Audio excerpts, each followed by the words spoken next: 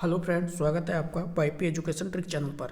तो दोस्तों, इस वीडियो में हम बात करेंगे सीटेट एग्ज़ाम को लेके। देखिए, जो सीटेट का एग्ज़ाम आपका 14 दिसंबर को लगा हुआ है उस एग्ज़ाम के लिए, ठीक है। तो उसी एग्ज़ाम के हिसाब से हम इस वीडियो को लेके आए हैं। इसमें जो हम आपको क्वेश्चन कराने वाले हैं, चैप्टर का नाम है मूल्यांकन एवं आकलन। मूल्यांकन तथा आकलन के टॉप जो 50 इंपॉर्टेंट क्वेश्चन हैं, 50 PYQ, जो पिछली परीक्षाओं में किसी ना किसी पिछली परीक्षा में आ चुके हैं। तो हम इस वीडियो में टॉप 50 इंपॉर्टेंट क्वेश्चन आपको कराएंगे।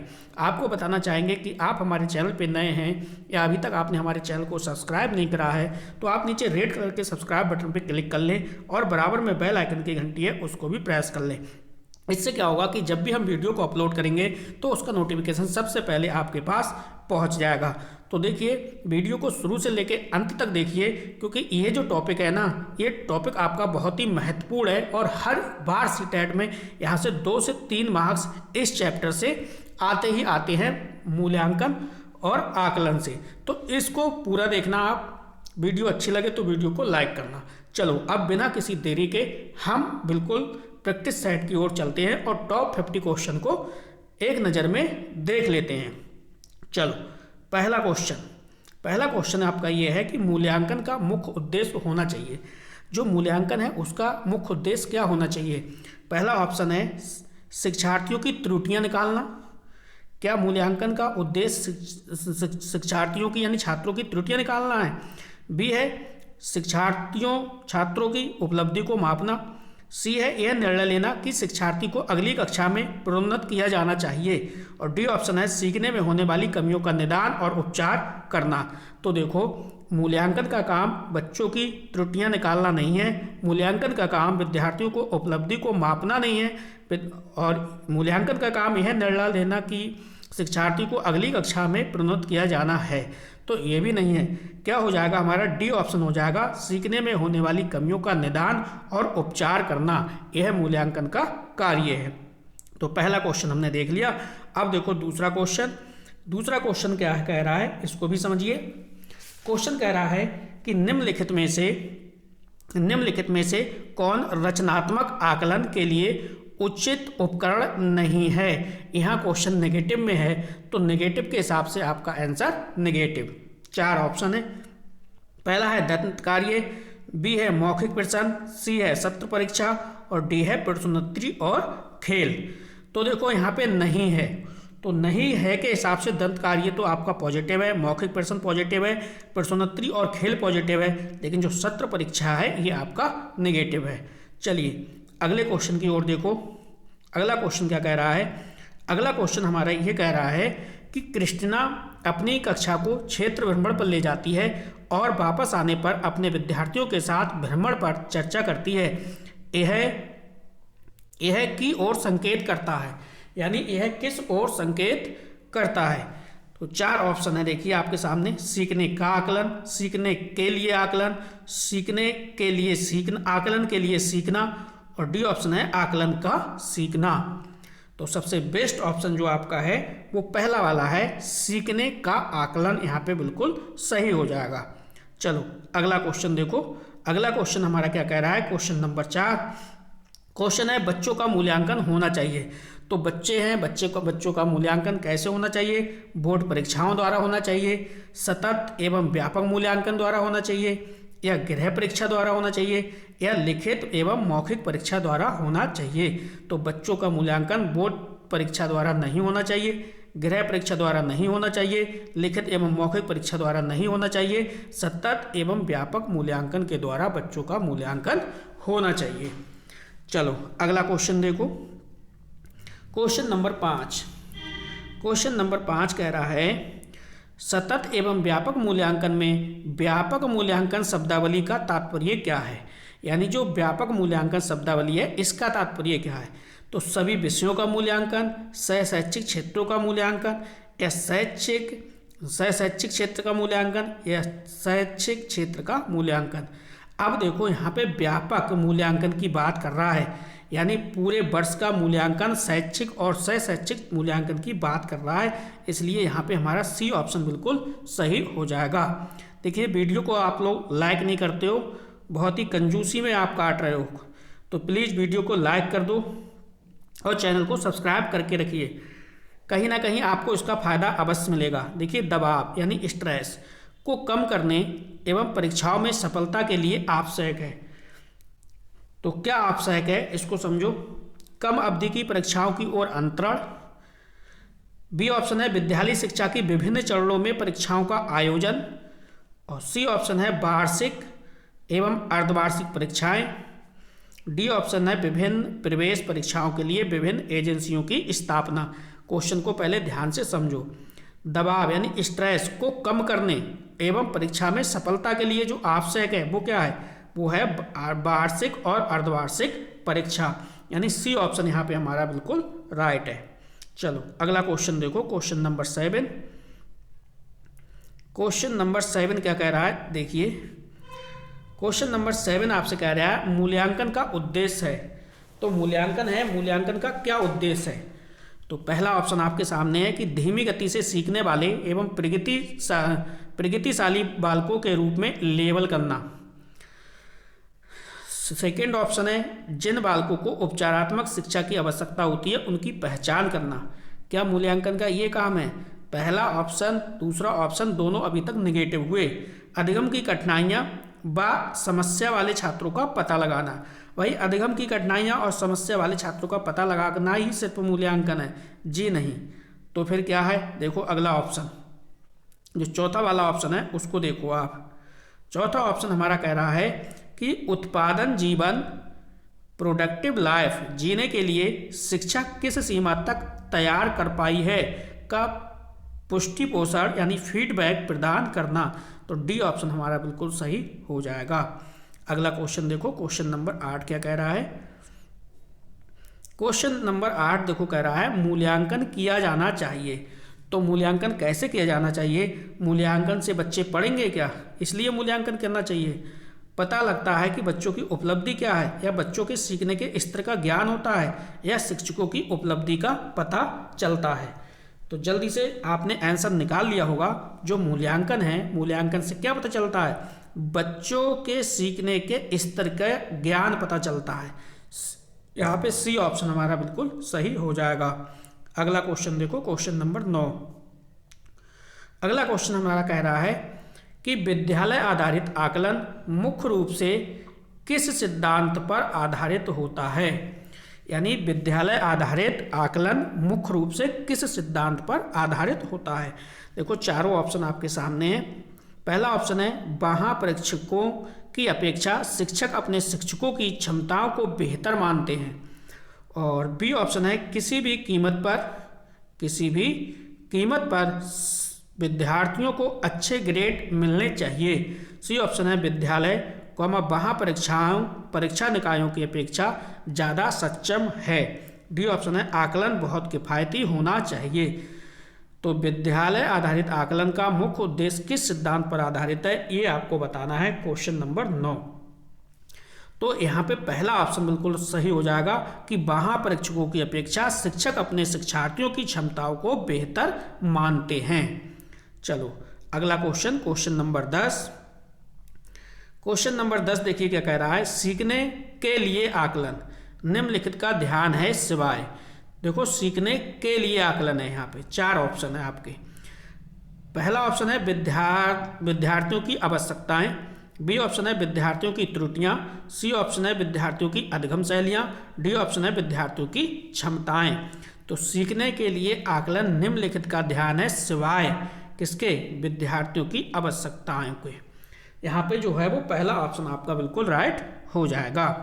तो देखो 10 क्वेश्चन हमने कवर कर लिए, अभी 40 क्वेश्चन इसमें बकाया हैं। वीडियो को लाइक अवश्य करा करें, कंजूसी ना करें आप।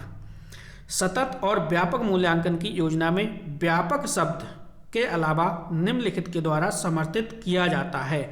चारों ऑप्शन आपके सामने हैं। बहुबुद्धि सिद्धांत, सूचना परिक्रमण सिद्धांत, जेपी गिलफोर्ड का बुद्धि संरचना का सिद्धांत, एएल थ्रस्टन का प्राथमिक मानसिक योग्यता का सिद्धांत।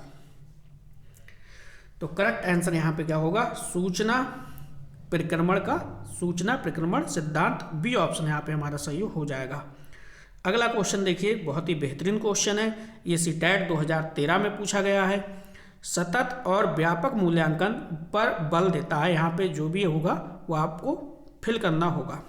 देखो पहला ऑप्शन, सीखने को सुनिश्चित करने के लिए व्यापक स्केल पर निरंतर परीक्षण। बी ऑप्शन है, सीखने को किस प्रकार अवलोकित, रिकॉर्ड और सुधारा जाए इस पर। सी ऑप्शन है, शिक्षण के साथ परीक्षाओं का सामंजस्य। और डी ऑप्शन है, बोर्ड परीक्षाओं की अनावश्यकता पर। तो इसमें 4 ऑप्शन भी आपके सामने दे रखे हैं। करेक्ट आंसर की अगर हम बात करें तो यहाँ पे सीखने को किस प्रकार अवलोकित, रिकॉर्ड और सुधारा जाए इस पर।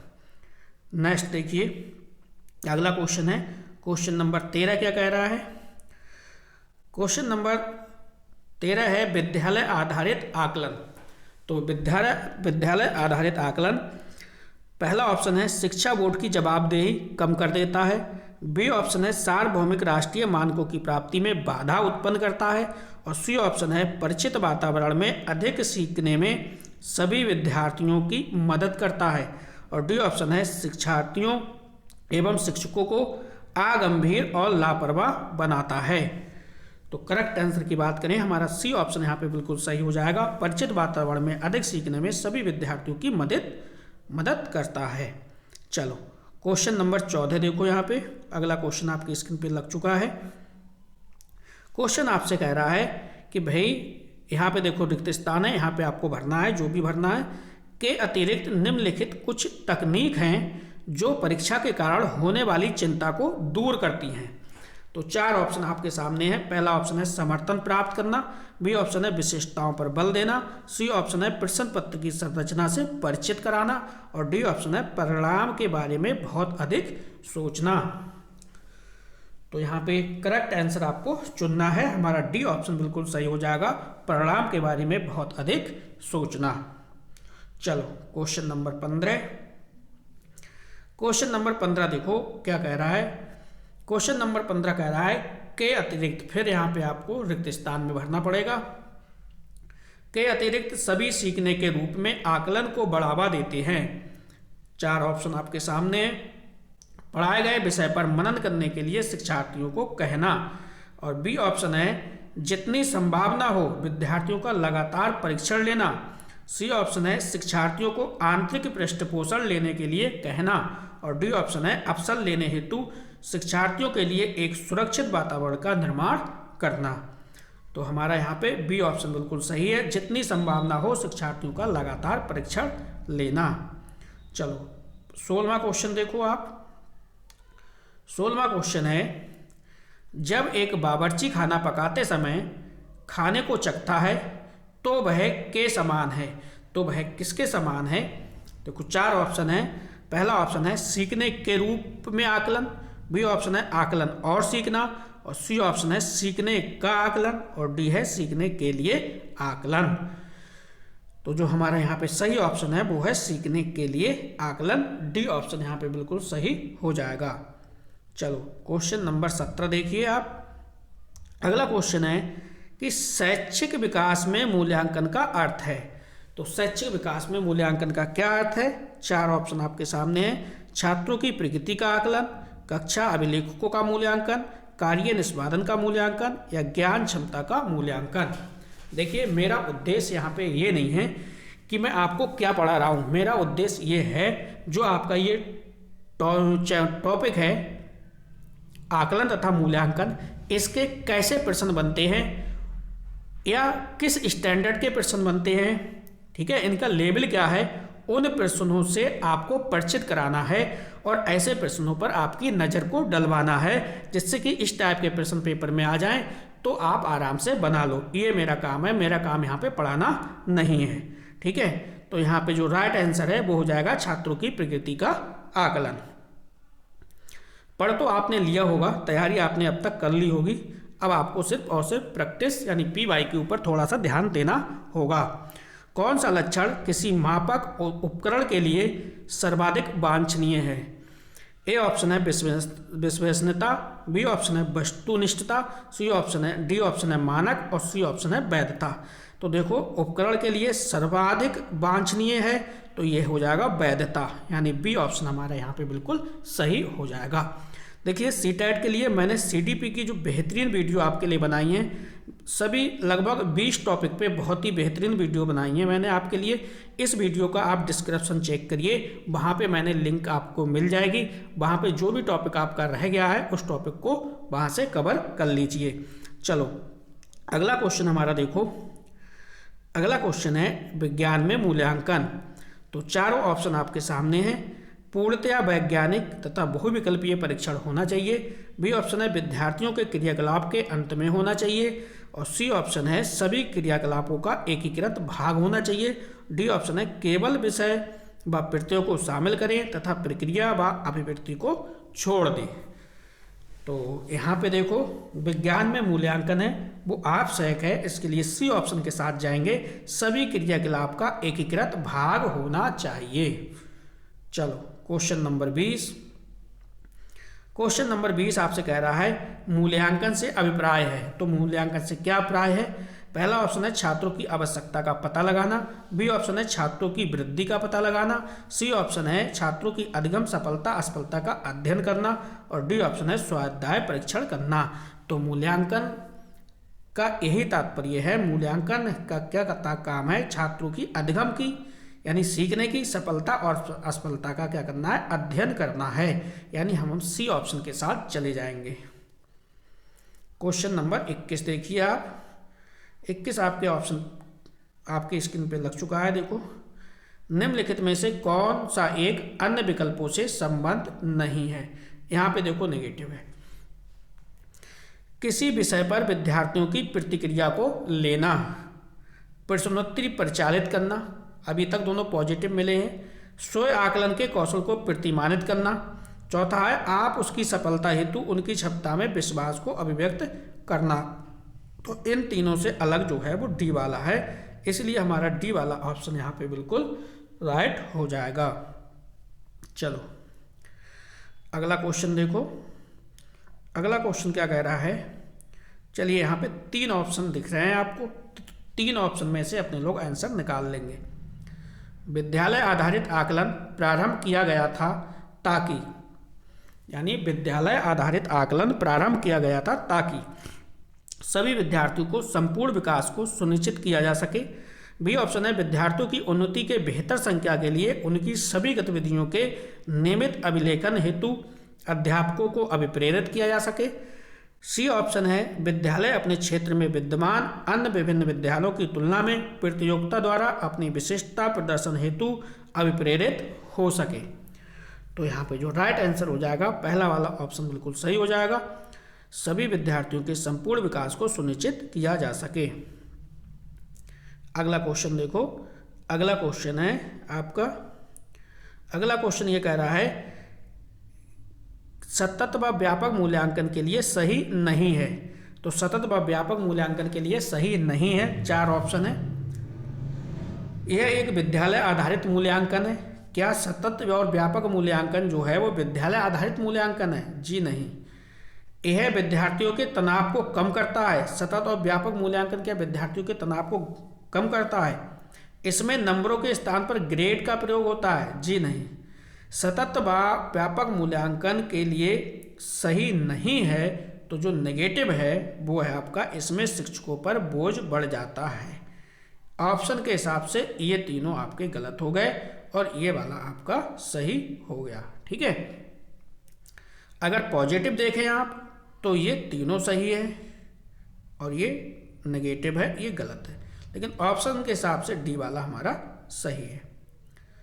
अगला क्वेश्चन देखो आप। अगला क्वेश्चन है वे सभी क्रियाकलाप जो शिक्षक व विद्यार्थी द्वारा स्वयं को आकलित करने के लिए किए जाते हैं जो एक प्रतिपुष्टि के रूप में शिक्षण व अधिगम क्रियाकलापों को सुधारने हेतु सूचना प्रदान करते हैं, उसे क्या कहा जाता है?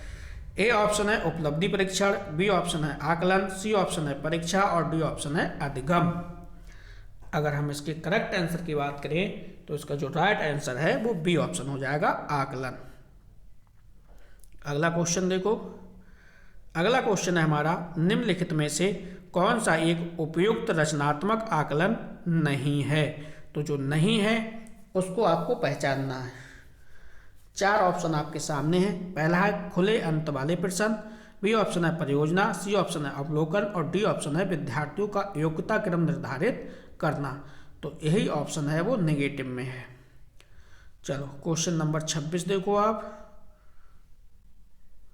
क्वेश्चन नंबर 26 क्या कह रहा है कि शिक्षण में अध्यापकों के द्वारा विद्यार्थियों का आकलन इस अंतर्दृष्टि को विकसित करने के लिए किया जा सकता है। 4 ऑप्शन देखिए सामने हैं। उन विद्यार्थियों की पहचान करना जिन्हें उच्चतर शिक्षा में प्रोन्नत करना है, या फिर उन विद्यार्थियों को प्रोन्नत ना करना जो विद्यालय के स्तर के अनुकूल नहीं। सी ऑप्शन है विद्यार्थियों की आवश्यकता के अनुसार शिक्षण उपागम में परिवर्तन करना। डी ऑप्शन है कक्षा में प्रतिभाशाली तथा कमजोर विद्यार्थियों के समूह को बनाना। तो यहाँ पे सी ऑप्शन बिल्कुल सही हो जाएगा।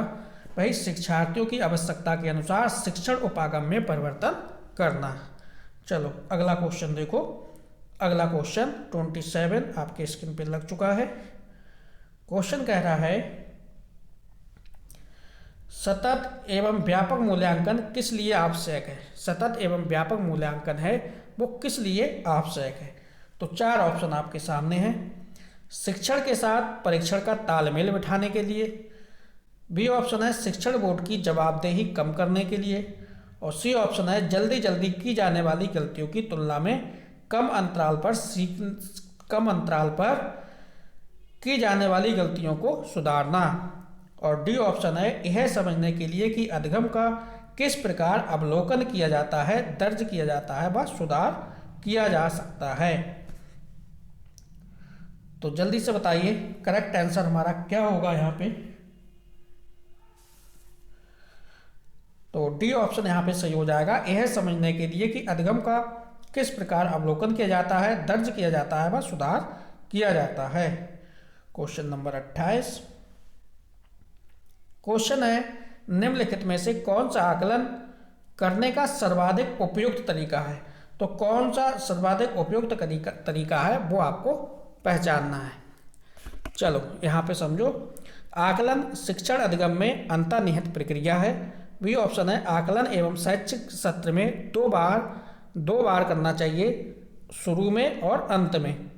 आकलन शिक्षक के द्वारा नहीं बल्कि किसी बाह्य एजेंसी के द्वारा कराना चाहिए। डी ऑप्शन है आकलन सत्र की समाप्ति पर करना चाहिए। तो जो हमारा करेक्ट आंसर है देखो वो हो जाएगा पहला ऑप्शन, आकलन शिक्षण अधिगम में अंतर्निहित प्रक्रिया है। क्वेश्चन नंबर अगला देखते हैं। अगला क्वेश्चन हमारा ये कह रहा है कि आकलन शिक्षण अधिगम प्रक्रिया का अभिन्न अंग है क्योंकि। पहला ऑप्शन है आज के समय में केवल अंक ही शिक्षा में महत्वपूर्ण है। बी ऑप्शन है बच्चों को अंक दिए जाने चाहिए ताकि वह समझ सके कि वह अपने सहपाठियों की तुलना में कहाँ पर है। और सी ऑप्शन है आकलन में अध्यापक बच्चों के अधिगम को समझता है और उसके अपने शिक्षण की परिपुष्टि भी होती है। डी ऑप्शन है आकलन ही एकमात्र तरीका है जो आश्वस्त करता है कि शिक्षकों ने पढ़ाया और बच्चों ने सीखा। तो यहाँ पे जो करेक्ट आंसर है इसका राइट आंसर हो जाएगा सी ऑप्शन, आकलन में अध्यापक बच्चों के अधिगम को समझता है और उसके अपने शिक्षण की परिपुष्टि भी होती है। चलो अगला क्वेश्चन देखो। क्वेश्चन नंबर 30वां क्वेश्चन कह रहा है कि भाई बहुविकल्पीय प्रश्न बच्चों की योग्यता का आकलन करते हैं। यहाँ पे क्या आएगा, यानी जो बहुविकल्प प्रश्न है वो बच्चों की क्या करते हैं। तो 4 ऑप्शन आपके सामने हैं। सही उत्तर की पहचान करने, सही उत्तर का प्रत्यय स्मरण, सही उत्तर का निर्माण करने, सही उत्तर की व्याख्या करने। तो यहाँ पर जो राइट आंसर है वो हो जाएगा सही उत्तर की पहचान करने की योग्यता का आकलन करते हैं कौन, बहुविकल्पीय प्रश्न। तो देखिए वीडियो को अभी तक लाइक नहीं करा आपने, वीडियो को लाइक कर दीजिए। वीडियो को लाइक करने का आज का जो टारगेट है वो है 100 लाइक का। तो प्लीज़ वीडियो को लाइक करके जाइए, चैनल को सब्सक्राइब कर लीजिए। इसका डिस्क्रिप्शन जो बॉक्स है वो चेक कर लीजिए। आपके मतलब की बहुत ही बेहतरीन वीडियो है यहाँ पे जो आपको सीटेट क्वालिफाई करा देंगी। चलो क्वेश्चन नंबर 31 देखो। 31वां क्वेश्चन ये कह रहा है कि रचनात्मक उत्तरों के लिए चाहिए। तो रचनात्मक उत्तरों के लिए क्या चाहिए।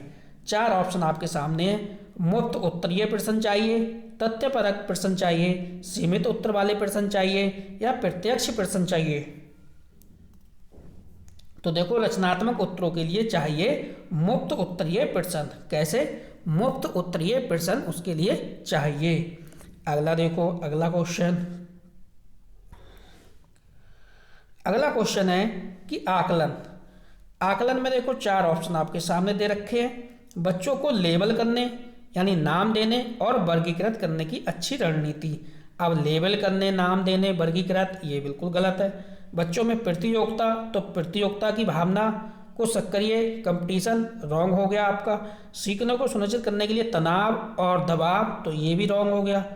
सीखने में सुधार का एक तरीका है, चौथा ऑप्शन बिल्कुल सही है। क्वेश्चन नंबर 33 देखो, 33 के 4 ऑप्शन आपके सामने हैं।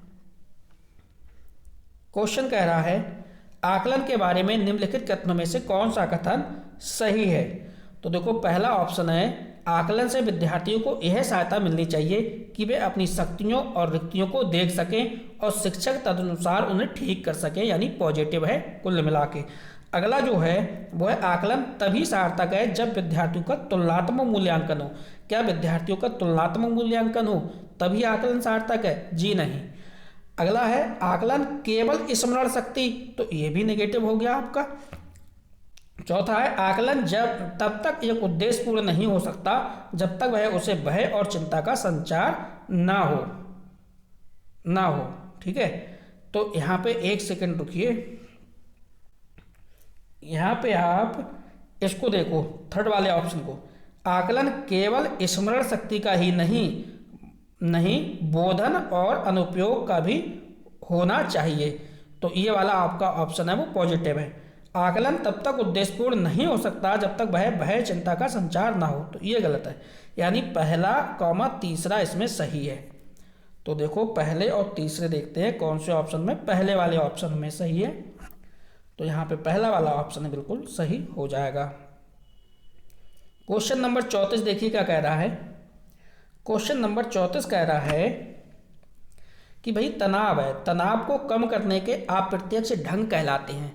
तो तनाव को कम करने के अप्रत्यक्ष ढंग हैं वो क्या कहलाते हैं? ए ऑप्शन है समस्या समाधान विधि, बी ऑप्शन है रक्षात्मक यांत्रिकता और सी ऑप्शन है व्यक्तिगत विधि, डी ऑप्शन है इनमें से कोई नहीं। अगर हम करेक्ट आंसर की बात करें तो यहाँ पे रक्षात्मक यांत्रिकता बिल्कुल सही ऑप्शन है। क्वेश्चन नंबर 35, निम्नलिखित में से मूल्यांकन का प्रकार नहीं है। तो जो नहीं है वो आपको पहचानना है। ए ऑप्शन है मानक, बी ऑप्शन है निर्माणात्मक, सी ऑप्शन है योगात्मक और डी ऑप्शन है CCE। देखो मूल्यांकन का एक प्रकार नहीं है, जो नहीं है वो है आपका मानक, यानी 35 का ए नंबर वाला विकल्प आपका सही है। क्वेश्चन नंबर 36 देखिए आप, निम्नलिखित में से कौन सा मूल्यांकन के त्रिकोण का भाग नहीं है। यहाँ पे त्रिकोण का भाग नहीं है के बारे में फिर से पूछ रहा है, नेगेटिव। तो पहला है शैक्षिक उद्देश्य, बी है मूल्यांकन, सी है शिक्षण अनुभव और डी है अधिगम अनुभव। तो शैक्षिक उद्देश्य है, मूल्यांकन भी है, अधिगम अनुभव भी है, लेकिन शिक्षण अनुभव नहीं है, ये सी वाला हो जाएगा। ठीक है, इस प्रकार से आपका जो मूल्यांकन के 3 उद्देश्य थे त्रिकोण त्रिभुज के अनुसार, तो शैक्षिक उद्देश्य, मूल्यांकन और अधिगम अनुभव। ठीक है, नेक्स्ट अगला क्वेश्चन देखो। अगला क्वेश्चन है कि विद्यार्थियों के सीखने में जो रिक्तियां रह जाती हैं उनके निदान के बाद होना चाहिए। तो उनके निदान के बाद क्या होना चाहिए? संगहन अभ्यास कार्य या सभी पाठों को व्यवस्थित रूप से दोहराना, सी ऑप्शन है विद्यार्थियों और अभिभावक को उपलब्धि के बारे में बताना और डी ऑप्शन है समुचित उपचारात्मक कार्य। तो क्या हो जाएगा राइट आंसर? डी ऑप्शन हो जाएगा समुचित उपचारात्मक कार्य। चलो अगला क्वेश्चन देखो, अगला क्वेश्चन क्या कह रहा है। अगला क्वेश्चन ये कह रहा है भाई कि नैदानिक परीक्षा का मुख्य उद्देश्य है। तो क्या है मुख्य उद्देश्य? 4 ऑप्शन आपके सामने हैं। कक्षा में प्रदर्शन के दौरान सामान्यतः कमजोर क्षेत्र को चिन्हित करना, उपचारात्मक कार्यक्रम की विशेष प्रकृति की आवश्यकता, अकादमिक कठिनाइयों के कारणों का पता लगाना, और डी ऑप्शन है छात्रों की कठिनाइयों की विशेष प्रकृति को जानना। तो यहाँ पे जो राइट आंसर हो जाएगा वो है अकादमिक कठिनाइयों के कारणों का पता लगाना। सी ऑप्शन यहाँ पे बिल्कुल सही है। क्वेश्चन नंबर 39 देखिए, सीसीई में औपचारिक और योगात्मक निर्धारण का मूल्य होता है। ये क्वेश्चन वेरी वेरी इंपॉर्टेंट है। देखो, औपचारिक और योगात्मक निर्धारण का कुल मूल्य होता है क्रमशः 40%, 60%, क्रमशः 60% और 40%, क्रमशः 50% और 50%, उपरोक्त में से कोई नहीं। तो औपचारिक सीसीई में औपचारिक और योगात्मक जो निर्धारण का कुल मूल्य होना चाहिए वो है क्रमशः 40% और 60%।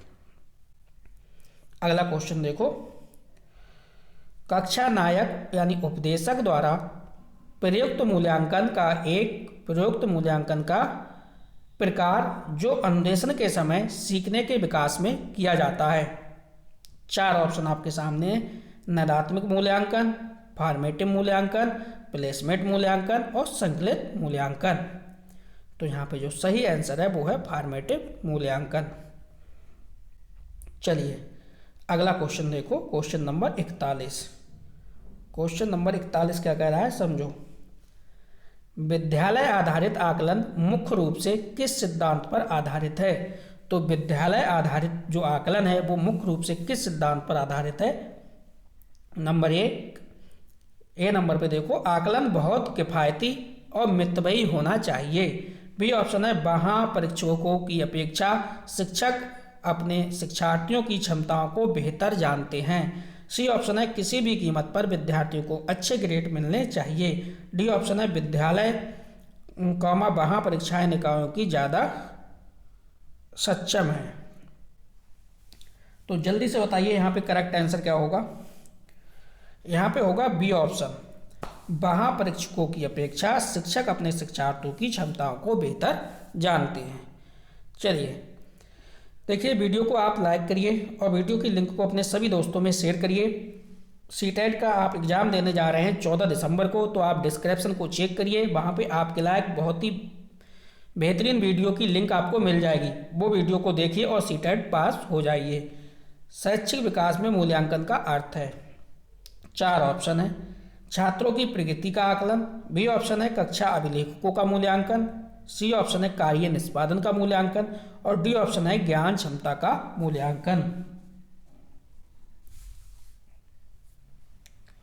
तो यहाँ पे डी ऑप्शन बिल्कुल सही हो जाएगा, ज्ञान क्षमता का मूल्यांकन। चलो अगला क्वेश्चन देखो, क्वेश्चन नंबर 43। अगला क्वेश्चन है हमारा 43वां, निम्नलिखित में से कौन सा लक्षण किसी मापक उपकरण के लिए सर्वाधिक वांछनीय है। तो 4 ऑप्शन है हमारे पास। पहला ऑप्शन है विश्वसनीयता, बी ऑप्शन है वैधता, सी ऑप्शन है वस्तुनिष्ठता और डी ऑप्शन है मानक। तो इसमें देखिए जो आपका पहला वाला ऑप्शन है विश्वसनीयता, ये बिल्कुल सही है। चलो क्वेश्चन नंबर 44 आपके स्क्रीन पे लग चुका है। कह रहा है सतत एवं व्यापक मूल्यांकन से क्या तात्पर्य है। तो सतत एवं व्यापक मूल्यांकन के लिए चारों ऑप्शन आपके सामने हैं। देखो, नियमित रूप से मासिक परीक्षा लेना। देखो यहाँ पे क्वेश्चन क्या कह रहा है, सतत एवं व्यापक मूल्यांकन, तो नियमित रूप से मासिक परीक्षा लेना। बी ऑप्शन है सीखने की प्रक्रिया के दौरान शैक्षिक एवं सह शैक्षिक क्षेत्रों को नियमित रूप से आकलित करना। हमें आंसर मिल गया बी ऑप्शन। देख लेते हैं 2 ऑप्शन क्या कह रहे हैं। नियमित रूप से कक्षा में गतिविधियां आयोजित करना, डी ऑप्शन है अंक या ग्रेड प्रदान करना। तो यहाँ पे बी ऑप्शन बिल्कुल सही है। चलो क्वेश्चन नंबर 45। क्वेश्चन नंबर 45 भी आपकी स्क्रीन पे लग चुका है। क्वेश्चन कह रहा है कि विद्यालय आधारित आकलन प्रारंभ किया गया था ताकि, यानी जो विद्यालय आधारित आकलन है वो प्रारंभ किया गया था ताकि, किस लिए प्रारंभ किया गया देखते हैं। 4 ऑप्शन है, राष्ट्र में विद्यालयी शिक्षा संगठनों की शक्ति व विकेंद्रीकरण किया जा सके, बी ऑप्शन है सभी विद्यार्थियों के संपूर्ण विकास को निश्चित किया जा सके। सी ऑप्शन है विद्यार्थियों की उन्नति को बेहतर व्याख्या के लिए उनकी सभी गतिविधियों को नियमित अभिलेखन हेतु अध्यापकों को अभिप्रेरित किया जा सके। और डी ऑप्शन है विद्यालय अपने क्षेत्रों में विद्यमान अन्य विद्यालयों की तुलना में प्रतियोगिता द्वारा अपनी विशिष्टता का प्रदर्शन करने हेतु अभिप्रेरित हो सके। तो यहाँ पे देखो बी ऑप्शन सभी विद्यार्थियों के संपूर्ण विकास को निश्चित किया जा सके। अगला क्वेश्चन देखते हैं। क्वेश्चन नंबर 46 क्या कह रहा है। क्वेश्चन नंबर 46 आपकी स्क्रीन पे लग चुका है। क्वेश्चन कह रहा है कि एक शिक्षक कक्षा के कार्यों को एकत्रित करता है और उन्हें पढ़ाता है, उसके बाद योजना बनाता है और अपने अगले पाठ को शिक्षार्थियों की आवश्यकताओं को पूरा करने के लिए समायोजित करता है। तो वह कर रहा है या कर रही है, क्या काम कर रही है या कर रहा है। तो ए ऑप्शन है वो सीखने का आकलन, बी ऑप्शन है सीखने के रूप में आकलन, और सी ऑप्शन है सीखने के लिए आकलन, और डी ऑप्शन है सीखने के समय आकलन। तो वो कर रहा है सीखने के लिए आकलन, यानी सी वाला ऑप्शन यहाँ पे हमारा सही है। क्वेश्चन नंबर देखिए 47। अगला क्वेश्चन क्या कह रहा है कि विद्यालय आधारित आकलन। तो जो विद्यालय आधारित आकलन है, 4 ऑप्शन देखिए इसके सामने है। ए ऑप्शन है परिणामों की अपेक्षा परीक्षा तकनीकों पर केंद्रित है। बी ऑप्शन है क्या आकलित किया जाएगा, इस पर शिक्षार्थियों को कम नियंत्रण प्रदान करना, और सी ऑप्शन है रचनात्मक प्रतिपुष्टि उपलब्ध कराते हुए सीखने में संवर्धन करता है, और डी ऑप्शन है कि भाई परीक्षण के लिए शिक्षण को बढ़ावा देता है क्योंकि उसमें निरंतर परीक्षण होता है। तो एक ऑप्शन बिल्कुल सही है, जो सही वाला है वो आपको चुनना है। Question number 47। तो देखो यहाँ पे सी ऑप्शन देखो, रचनात्मक प्रतिपुष्टि उपलब्ध कराते हुए सीखने में संवर्धन करता है। अगला क्वेश्चन देखिए। अगला क्वेश्चन है क्वेश्चन नंबर 48। अगला क्वेश्चन हमारा ये कह रहा है कि अधिगम में आकलन किसके लिए आवश्यक है। अधिगम में आकलन है वो किसके लिए आवश्यक है। तो 4 ऑप्शन है किसके लिए है, ग्रेड एवं अंकों के लिए है, बी ऑप्शन है जांच परीक्षण के लिए है, सी ऑप्शन है प्रेरणा के लिए है, डी ऑप्शन है पृथक्करण और श्रेणीकरण के उद्देश्य को प्रोत्साहन देने के लिए है। तो यहाँ पे देखो सी ऑप्शन बिल्कुल सही हो जाएगा, प्रेरणा के लिए है। किसके लिए, प्रेरणा के लिए है। अगला क्वेश्चन देखो क्वेश्चन नंबर 49। क्वेश्चन नंबर 49 कह रहा है कि केवल कागज पेंसिल जांचों द्वारा आकलन। तो केवल आपका कागज पेंसिल जांचों द्वारा आकलन यानी समग्र मूल्यांकन को सुविधा प्रदान करता है। बी ऑप्शन है निरंतर मूल्यांकन को सुविधा प्रदान करता है, और सी ऑप्शन है सकल आकलन को बढ़ावा देता है, और डी ऑप्शन है आकलन को सीमित कर देता है।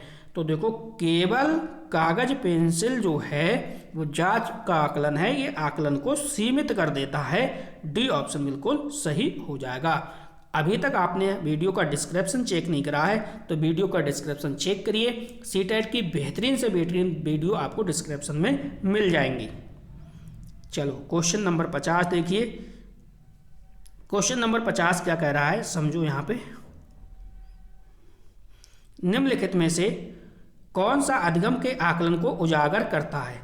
ए ऑप्शन है शिक्षक मानक उत्तरों में विद्यार्थियों के उत्तरों की तुलना करके उनका आकलन करता है। बी ऑप्शन है कि शिक्षक विद्यार्थियों की चिंतन प्रक्रियाओं पर ध्यान देने के अलावा उनकी अवधारणात्मक समझ का भी आकलन करता है। सी ऑप्शन है शिक्षक पाठ्यपुस्तक में दी गई जानकारी के आधार पर विद्यार्थियों का आकलन करता है। तो ये तो बिल्कुल गलत है। डी है शिक्षक किसी विद्यार्थियों में निष्पादन का आकलन दूसरों के निष्पादन की तुलना में करता है। ये भी गलत है। पहला देखिए शिक्षक मानक उत्तरों की शिक्षार्थियों की उत्तरों की तुलना करके उसका आकलन करता है। जी नहीं। चौथा बी वाला जो ऑप्शन है उसको देख लो एक बार। शिक्षक विद्यार्थियों की चिंतन प्रक्रियाओं पर ध्यान देने के अलावा उनकी अवधारणात्मक समझ का भी आकलन करता है। तो ये वाला हमारा ऑप्शन बिल्कुल सही हो जाएगा। अब आप कमेंट करके बताइए कि आपको ये 50 क्वेश्चन जो मैंने आपको कराए हैं आज, ये कैसे लगे। ठीक है, चैनल को सब्सक्राइब करके जाना, वीडियो को लाइक करके जाना। ठीक है, तो बस इस वीडियो में इतना ही था। नेक्स्ट मिलेंगे हम न्यू वीडियो के साथ रात 8 बजे। Thank you.